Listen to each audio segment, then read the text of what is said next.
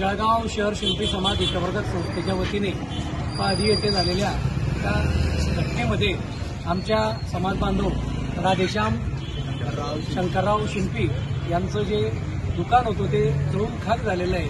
तर समाजाशी कुठेतरी नातं असतं, या जोपासलेल्या नात्याच्या माध्यमातून समाज ऋण फेडण्याचा संकल्प जळगाव शहर हितवर्धक संस्थेच्या वतीने सर्व पदाधिकारी कार्यकारिणीच्या वतीने आम्ही आपुलकीचं नातं असलेलं आणि समाजाला आपलं ऋण फेडण्यासाठी जळगाव शहर हितवर्धक संस्थेच्या वतीने पुणे फुलाची पाकळी म्हणून आम्ही त्यांना या ठिकाणी मदत जाहीर केलेली आहे.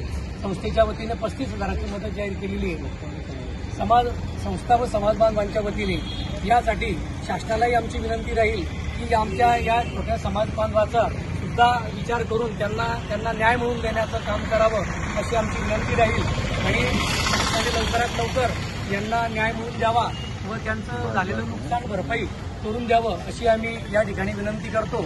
आणि लवकरात लवकर पुनश्च तुमचं दुकान पुन्हा पूर्ववत सुरू होईल अशी संत शिरोमणी नामदेव महाराजांची मी प्रार्थना व्यक्त करतो.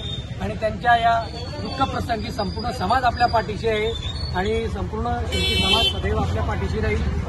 धन्यवाद. राधेश्याम शिंपी यांचं जे दुकानाचं अपरिमित नुकसान झालंय भरून न निघणारा, याकरता जळगाव शहर हितवर्धक संस्थेने आपल्या गंगाजळीतनं 11,000 रुपये 7,100 रुपये मोठी देणगी जाहीर केली आणि ती आज चेकच्या रूपाने दिली जाते.